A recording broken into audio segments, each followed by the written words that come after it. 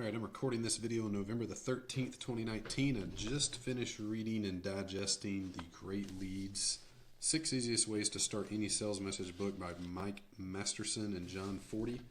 And anyway, great book. I love it. I could see this being like a core marketing book in our arsenal, like the concepts it teaches being a core part of how we talk and use and write sales messages going forward. It did a really good job of frameworking a pretty big concept that I've never really thought of a lot, honestly. That's weird. Into kind of distillable chunks. So I'm going to talk through here mainly this foundation section, and I've taken good notes on all the lead types, so you can kind of read through that. I might talk through those briefly, but I'm mainly going to talk through this section. This is mainly for my own use, so a year from now, 5 years from now, I can remember what this book's about without having to read every word of the book or even the 16-page summary I've written here. So at the very top up here, there's an index you can jump around. I'm just going to keep the index open over here just for spatial awareness purposes. I'm going to kind of scroll through each of these top sections here and talk to them real quick. So the book opens chapter 1 with basically, these aren't the titles, but I've just renamed them to make kind of logical sense so I could remember what they're about. Basically making the big promise and giving a big example. I actually pulled this example out of the very last chapter. To me, this was the most vivid example in the book on why this matters. So the big promise of the book is when you put the following system into place, you'll write every advertisement or promotion confidently knowing that it'll work. An example of that, I thought this was really cool. Here we had this retire overseas kit that should sell but just never did. So we reinvented it. We added video and sliced up content to put it into little reports. Then we tried selling it at 90 days to your new life overseas. That didn't work either. So they tried 2 different ways of framing this up and selling it and way to write it up. Didn't work. So then I redid the lead again to position the kit as Dan and Susan's blueprint for their new life overseas, and that worked great. In just 5 days, the sales letter brought in $75,000. So basically, they tried out 2 different leads. Those failed. They tried out a 3rd lead. That one worked. I don't know how many times I've seen clients just bang their head against a wall trying to get a promotion to work. And my sense was just the framing on it was wrong. So we'd send them back through a validation round and try to figure out that framing. I think this book does a good job of giving you different angles to think through. How am I going to write this Facebook ad? How am I going to write this email newsletter? I'm not going to write just one promotional email to my entire list. I'm going to write it to my whole list, which might take lead angle. It might be a big secret lead. But to my high interest list, I'm going to write a promise lead. To my past customer list, I'm going to write an offer lead of this. So 3 different versions, but all taking different angles based on some information we'll talk about in a minute. So to produce an immediate reaction, you need to accomplish 2 things. Move the prospect emotionally, persuade them intellectually. You must recognize that our first job is to win over their heart. And this is the case for, the name of the book is Great Leads. It's kind of explaining what a lead is. You just have 100 to 600 words to incite an emotional response. Those 100 to 600 words constitute the lead, and that is why the lead is so important. The lead basically consists of the headline and the first couple hundred words of the ad or the email or the sales letter or whatever it is. So this book covers that section, which mainly goes to the framing of the product. Is really what it's talking about. How are you framing and positioning the product? Here's 6 different ways you could do it. 6 different ways to start your sales message, your ad, your email, your sales page, whatever. It uses traditional print advertisement as the majority of the examples it uses throughout the book, but it's directly applicable to online marketing as well. So that's what a lead is. This is why it's important. So that's kind of covers this foundational section number 1. The next 2 sections go over 2 big principles, and the book doesn't quite make it clear that's what they're doing, but that's really what they're doing. They have 2 big principles, 1 big idea, 1 big question that they cover in the chapter 2 and 3 here. Or I guess this is the introduction. This is chapter 1. Chapter 1 and 2 is here. Anyway, so your ad should be built around 1 big idea. This was interesting. I didn't think they thoroughly baked this idea out, so I left like having to like try to pull out a little bit, and I'll talk about that here in a second.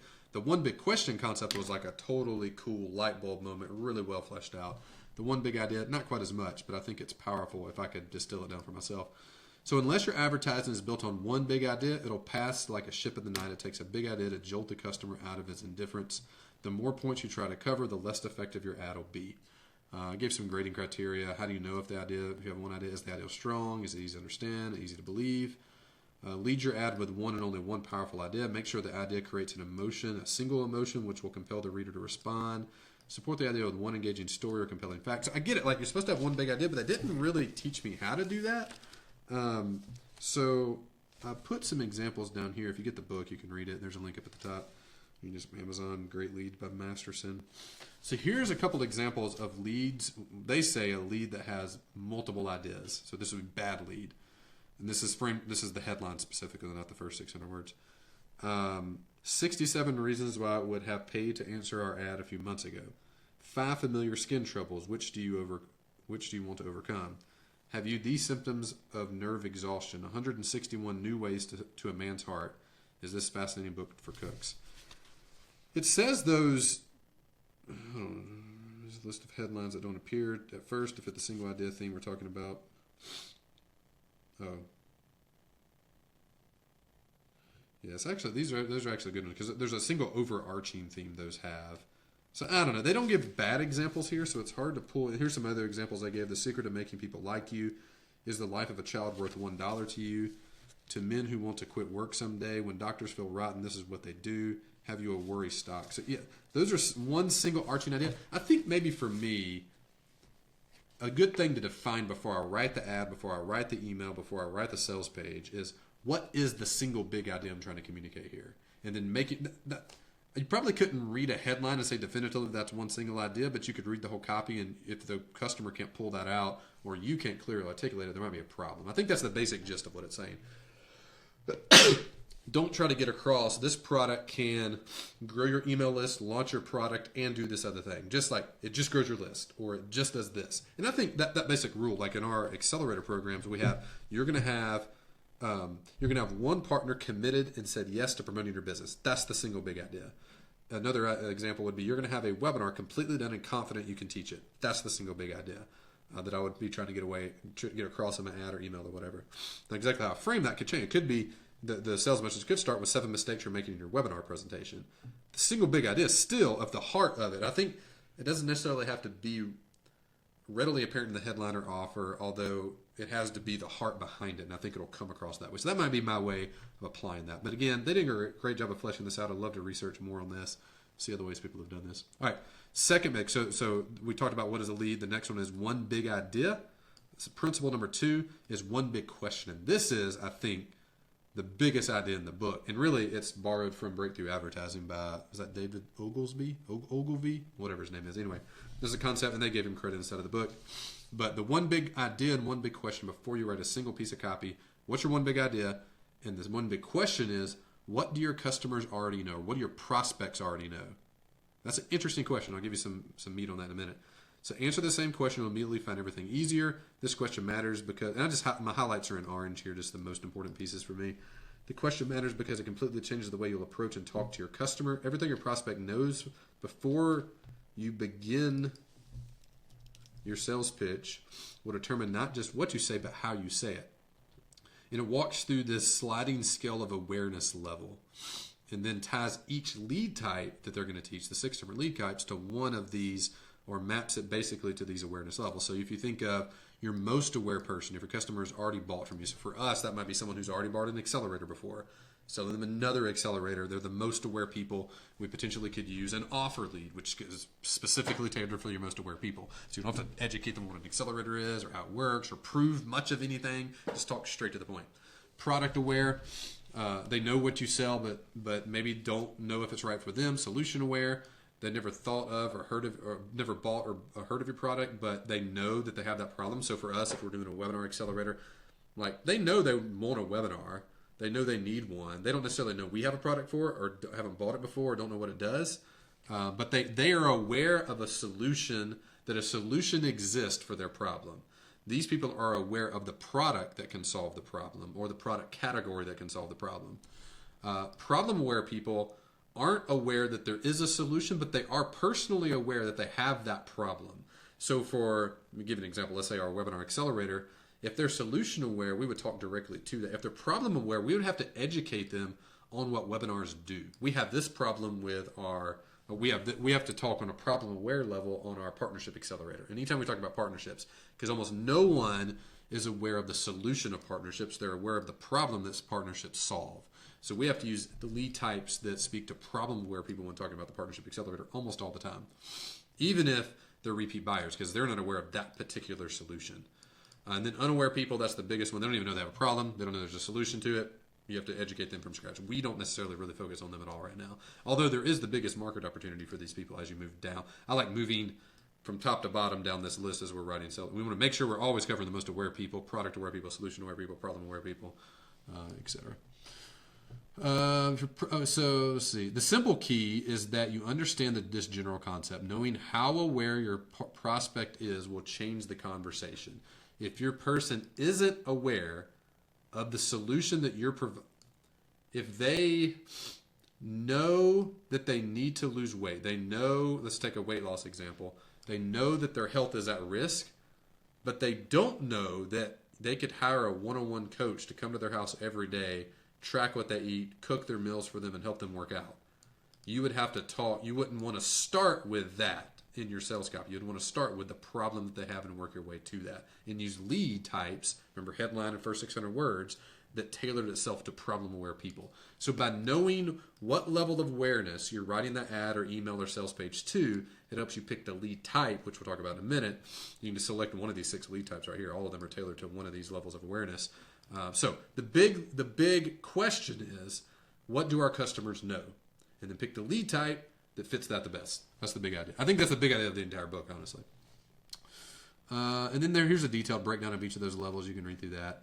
And then the next section, this is really a weird chapter. Really what it does, the start these first 1, 2, 3 chapters in introduction, sells you on why lead is important, shows you why one big idea before you write anything is important, and defining that. The one big question and defining their awareness level is super important. And then it introduces the 6 lead types, which is the core educational material of the book. There's 6 lead types, and those specific lead types, there's a really cool picture. I took a picture of this here. It gives an x-axis, and really this is, in the context of this specific thing, this is directness and indirectness of the lead, but imagine this says super aware, and this says not aware at all. So, okay, it has it right here. Most aware, product aware, solution aware, problem aware, unaware. So remember, those are the 5 different levels of awareness. And then it puts the 6 different lead types it's about to teach in each of the following chapters on kind of a sliding scale of where it fits. So if you have, remember, those problem-aware people, I want to sell more stuff, I don't know how to do it. Well, our solution at Growth Tools might be take our Partnership Accelerator class.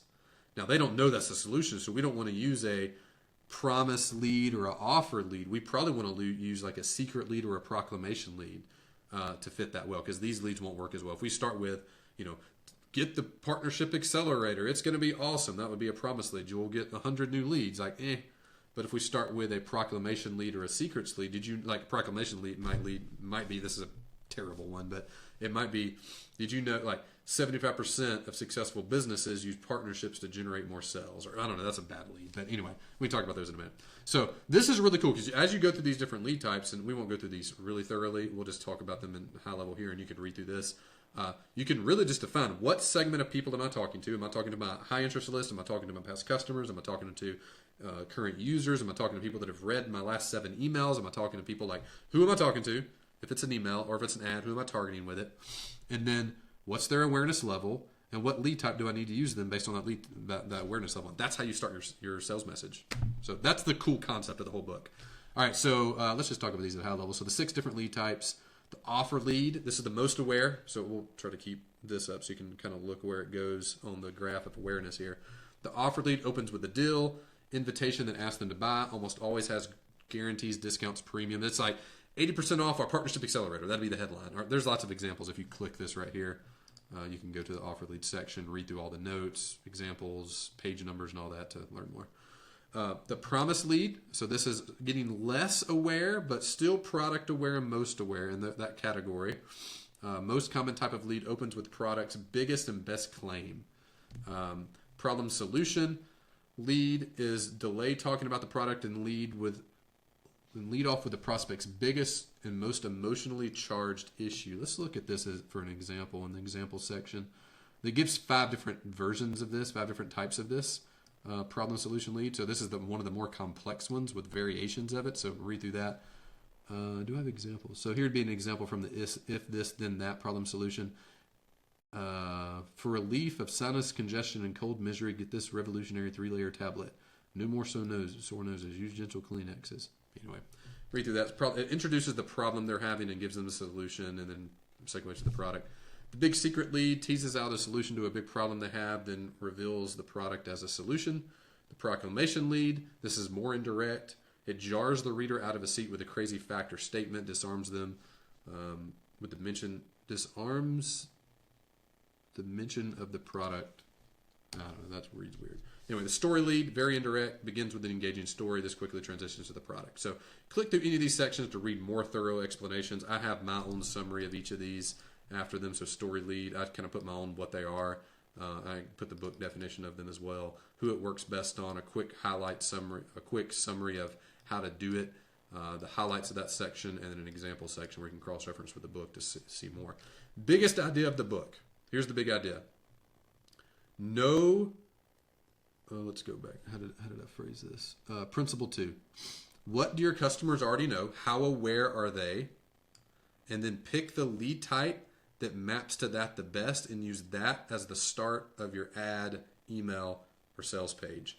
And then just go to the section related to that lead type, and literally there's examples of all this. You can model these, look through the best practices of these, look through the rules of them, and use that to guide how you write it. All right, that's my summary of great leads.